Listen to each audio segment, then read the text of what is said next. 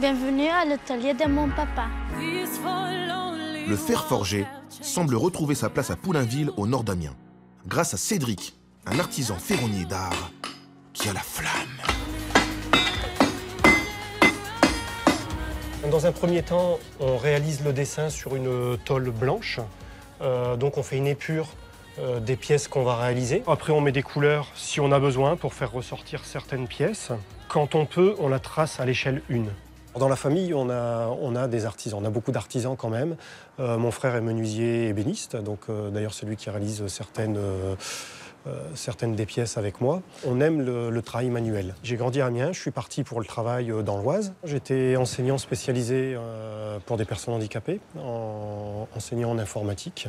Et après ma formation en ferronnerie, je suis revenu sur Amiens. Alors une fois l'épure réalisée, on choisit les profilés que l'on souhaite en métal. Ensuite, il va falloir la chauffer à une certaine température.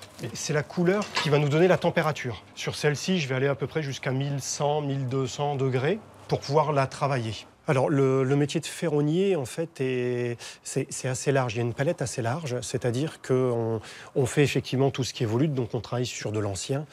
Il n'y a pas de date de début, je dirais. C'est juste les matériaux qui vont changer. C'est-à-dire qu'avant, parfois, ils travaillaient le fer pur, alors qu'aujourd'hui, on travaille de l'acier. Il y a eu aussi des grandes périodes où il y a eu la fonte.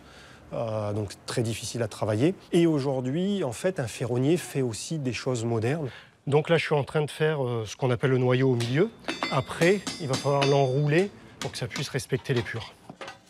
Ce qui m'a marqué, c'est les trophées que la Ligue de tennis des Hauts-de-France m'a demandé de réaliser pour du tennis fauteuil. Donc il y a eu un Open international de tennis, il y avait les numéros 1 mondiaux dans toutes les catégories, etc. Une très belle compétition. Et pour une action qui me tient particulièrement à cœur, le monde du handicap. Donc c'est vraiment une très très belle expérience avec de belles rencontres. Vraiment, j'ai pris énormément de plaisir à travailler sur les trophées. Alors une fois qu'on a obtenu toutes nos pièces de forge, je viens ici dans un deuxième temps pour pouvoir faire mon assemblage. Ici, devant moi, j'ai une grille qui date d'avant 1880 que je suis en train de restaurer. Donc, par exemple, elle a été nettoyée aux endroits sur lesquels je suis en train de travailler. Donc ici, je vais changer des fleurs, par exemple, reformer les volutes, redresser s'il y a besoin. Comme dit l'adage, c'est en forgeant qu'on devient forgeron. Donc il faut absolument travailler, travailler, travailler.